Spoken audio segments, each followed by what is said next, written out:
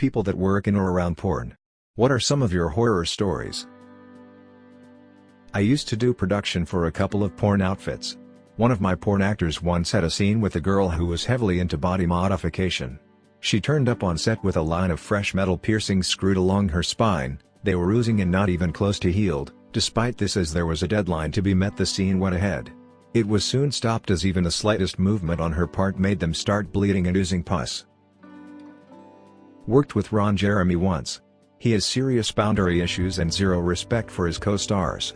We weren't shooting porn, it was a regular interview in a public setting, and afterwards, while taking pictures, he grabbed the girl porn star by the shoulder and completely exposed her breast to everyone.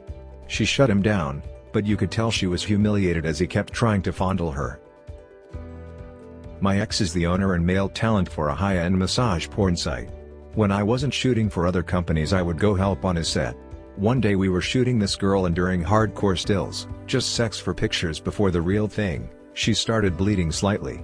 She said he had just finished her period, so they cleaned up and kept going. Everything seemed fine.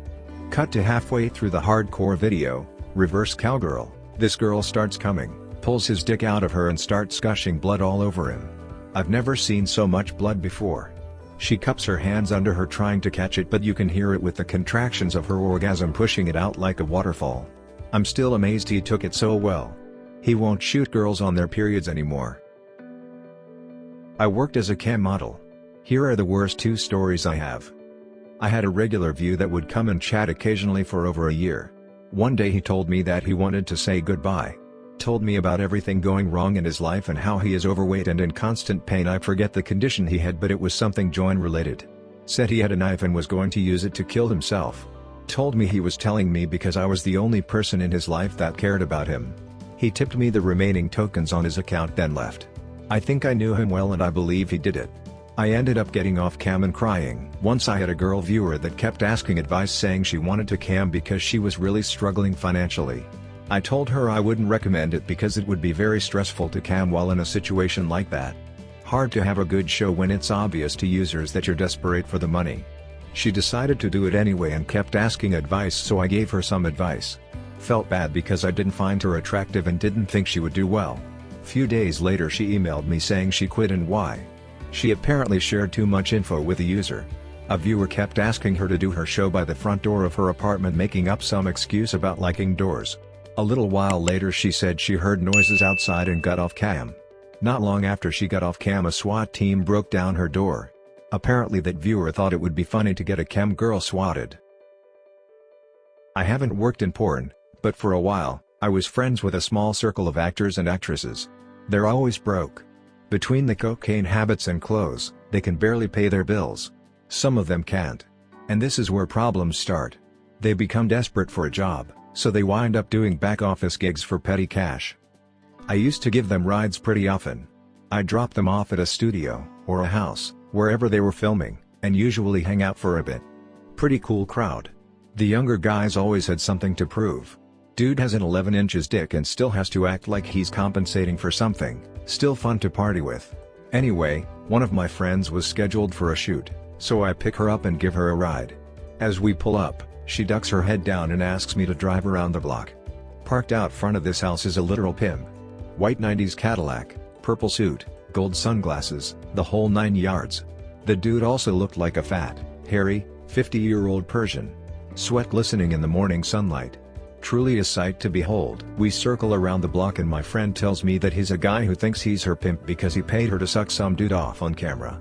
Porn directors are pretty territorial, and the line between director and a pimp named Slickback is pretty easy to blur. She eventually decides to confront him, so we pull back around the front of the house. By this point, everyone was standing outside. Two actresses, the guy, the director, a camera guy. All of them. They're just standing there listening to this guy demand to see his bitch. We pull into the driveway, and this dude immediately starts jogging towards the car, in full anger mode. The driveway had a little step up from the grass lawn, which he promptly trips over, face first into the concrete. Everyone starts laughing. Now this guy is so mad and embarrassed he actually looks like he's crying. He points at my friend and tells her he's gonna fuck her up. Well, 11-inch dick kid had something to prove, so he reaches in the door and pulls out a small revolver, and points it at the guy. "What are you gonna do?" Wanna repeat that? And no, then gets in his car and drives off. Last I ever heard of him. Crazy cocaine-fueled shit like this happened all the time. Not exactly porn industry, but my friend was banging this guy who wanted to videotape it. He was, I later found out, kinda high up in Australian government. My friend was down for it if no faces were on camera. So, they were banging away, but my friend got soft in this dude. The dude was pretty pent up and gagging for it, so pulled him out, turned around and straight away started to suck him off. Problem was he didn't turn out to be very clean down there and was literally sucking his own shit off the dude's dick. He ran to the toilet, gagged and vomited, quite loudly. Then, all you could hear down the hallway was someone knocking on the bathroom door asking, "Dad, are you okay?" My friend took the condom off with the dude's pillowcase, grabbed his shit and jumped out the bedroom window. He has no idea what has happened to the tape. I used to do cam work. I had an Instagram strictly for networking. When I broke up with my crazy boyfriend, he got into my Instagram and posted my home address.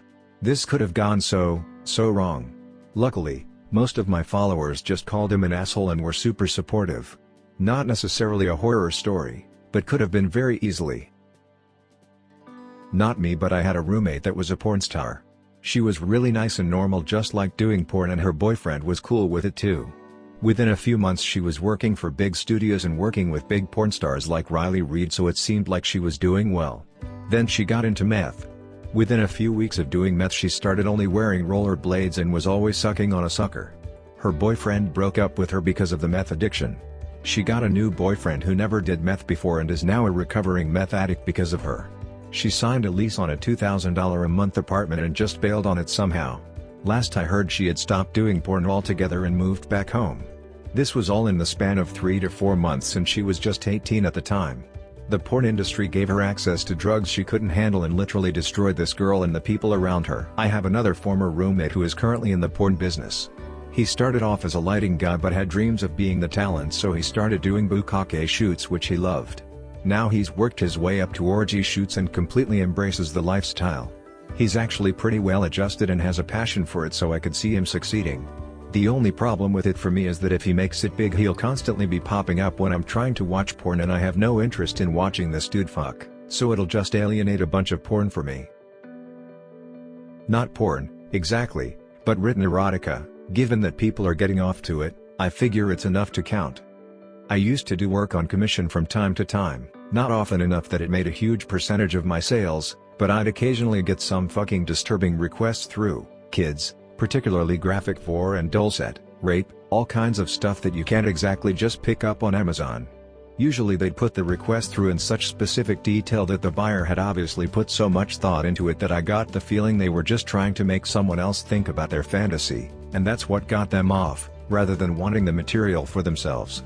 I probably turned down about 25% of my commissions because I felt uncomfortable supporting that, and I'm not particularly morally squeamish. Most smut writers work on the principle of your kink is not my kink, but your kink is okay, and I was largely no exception. Some people I knew would take the gig, but slap a 100% surcharge on top, which makes a lot of sense. After all, given the topic you can't exactly turn around and sell it after the fact, so it's a one and done sort of situation. Then there was the guy, very nice, obviously a bit hesitant to be asking for it, who wanted me to write a story about him being sounded by a Hot Wheels car. He wanted the first half to be able at going in, which is bad enough. And then the second half to be about the damage the little metal wing mirrors would do as it came out. I politely declined, because I didn't want to think about that image for any longer than I had to. This is a story from my friend who is a porn director in Brazil. He got into some financial problems and had to take a few jobs he didn't usually do, like filming bestiality videos. The company picks him up and they drive a few hours outside of Sao Paulo to some farmhouse where they will film a horse having sex with a woman. The female performer was late, so they waited and waited. Finally, she shows up and it's the director, girlfriend. He had no idea she was screwing horses and she had no idea he was filming them. He said, she manipulated the fight to make what he was doing worse than what she was doing. Lol. My ex was / is a fetish model for extremely long nails. No, 100% that's not why we dated, totally not my thing. She'd been doing cam work for a few years, and occasionally I'd shoot videos with her for random requests, dirty souls, tickling, just random stuff. Some things led to other things, and eventually I had dinner with her and my parents, who proceed to ask her, in detail, about her nails, her work, clients, what it's like, etc. During this conversation, my father mentions my mother's foot fetish, since that's appropriate to share with their daughter. Obligatory disclaimer: this is my friend who is a moderator on a phone sex line. He would try to keep guys from going into private chat with underage kids, accidentally disconnect them, or figure out reasons to boot creeps off. Tricky regarding the laws and also the policies of it being, in fact, a sex line. Hard to prove someone's age, intentions, etc., but sometimes it was his call to make. Note: he was sexually abused as a child. He got into the job because the pay was good and he has a great voice and was on there answering phone tree recording. He said that by the time he got home he couldn't stand to hear his partner talk dirty.